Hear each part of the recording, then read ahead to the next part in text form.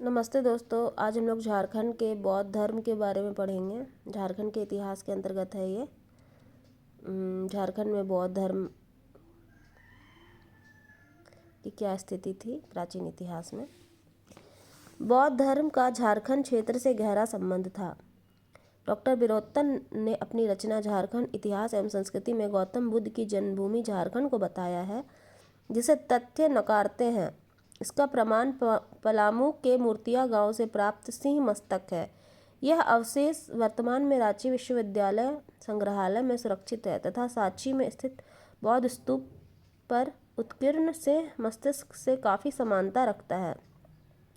धनबाद जिले में करुआ ग्राम का बौद्ध स्तूप सनरेखा नदी के तट पर, डालमी एवं कंसाई नदी के तट पर बुद्धपुर में बौद्ध धर्म से संबंधित अनेक अवशेष पाए गए हैं। बेंगलर के अनुसार ये अवशेष 10वीं सदी के हैं। झारखंड और पश्चिम बंगाल की सीमा क्षेत्र पर लाथोंटोंगरी पहाड़ी में बेंगलर ने चैत्य तथा पाकबीरा में R.C. बोकन ने बौद्ध खंडहर की खोज की है। चैत्य बौद्ध धर्म का पवित्र पूजा स्थल होता है। 1991 ईस्वी में ए शास्त्र ने बाघ के काले चिकने पत्थर की बुद्ध मूर्ति की खोज की थी, जिसकी दोनों भुजाएं टूटी हुई है। इसी स्थल से एक अष्टभुजी देवी की प्रतिमा प्राप्त हुई है। प्रतिमा के ऊपर एक सिंह सवार है। यहाँ से एक लेख प्राप्त हुआ है जिस पर अर्ध बंगला नागरी लिपि में लेख उत्कीर्ण है। यह लेख बंगाल के शासक विजयसेन के देवपाड़ा प्रशस्ति लेख से समानता रखता है।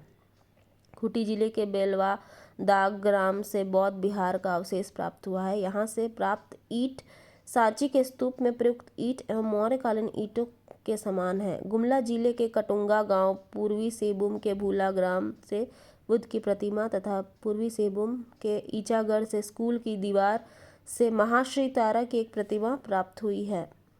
1984 ईस्वी से यह प्रतिमा रांची संग्रहालय में सुरक्षित है।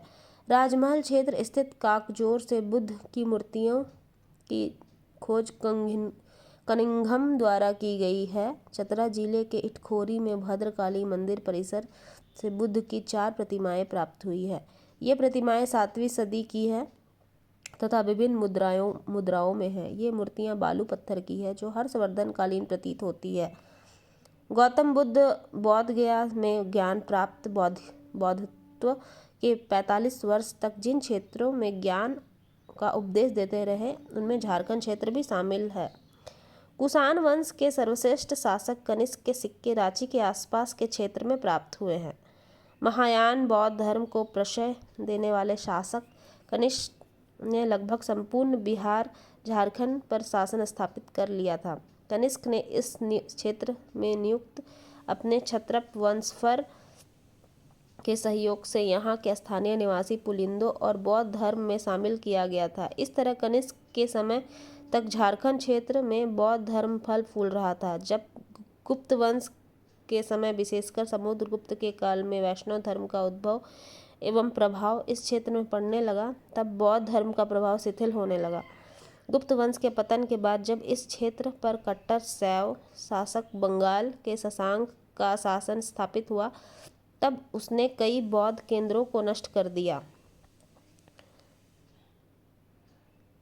पुनः बौद्ध धर्म के संरक्षक शासकों हर्षवर्धन एवं पाल वंश के समय झारखंड क्षेत्र पर बौद्ध धर्म के प्रभाव में वृद्धि हुई। पाल वंश के शासकों गोपाल, धर्मपाल, देवपाल आदि ने बौद्ध धर्म की शाखा वज्रयान को अधिक प्रश्रय दिया, जिसका प्रभाव झारखंड पर भी पड़ा। झारखंड में जैन धर्म प्राचीन काल में मानभूम जैन सभ्यता और संस्कृति का केंद्र था। झारखंड की पार्श्वनाथ पहाड़ी, कंसाई और दामोदर नदी घाटी, तुई, सामा, देवल, पाकबीरा, गोलमारा, पवनपुर, पलमा, कर्रा, कतरास, गोडाम तथा पलामू जिले के हनुमांड गांव स्थित प्रमुख जैन स्थलों से जैन धर्म के प्रसार का साक्ष्य मिलता है। साहित्यिक स्रोतों में अचारांग सूत्र तथा कौटिल्य के अर्थशास्त्र में भी झारखंड में जैन धर्म के प्रभाव का विवरण मिलता है। अचारांग सूत्र में भगवान महावीर का लात क्षेत्र में भ्रमण करने का विवरण है। झारखंड के मानभूम तथा बांकुड़ा क्षेत्र, पश्चिम बंगाल में लात नामक कई स्थलों के साथ जुड़ा हुआ है। इसमें सुकलात, लाउलात, पोदलात तथा बहुलात प्रमुख स्थल है। अचरांक सूत्र के अनुसार इन लात क्षेत्र के निवासियों ने महावीर के साथ उचित व्यवहार नहीं किया था, जिसके लिए धृष्टजन का प्रयोग किया गया है। जैन साहित्य के अनुसार जैन धर्म के में 24 तीर्थंकर हुए, जिसमें 20 तीर्थंकर अर्थात जैन धर्म के सर्वोच्च गुरुओं को मोक्ष की प्राप्ति पारसनाथ पहाड़ी पार्श्वनाथ पहाड़ पर हुई थी। इनमें जैन धर्म के 23वें तीर्थंकर पार्श्वनाथ का भी महाप्रयाण इसी पहाड़ी पर हुआ था, जिसके कारण इस पहाड़ी को पार्श्वनाथ के नाम से जाना जाता है, जो जैनियों का प्रमुख तीर्थस्थल है। पारसनाथ की पहाड़ी, जिसे सम्मेद शिखर भी कहते हैं, वह गिरिडीह जिले में स्थित है।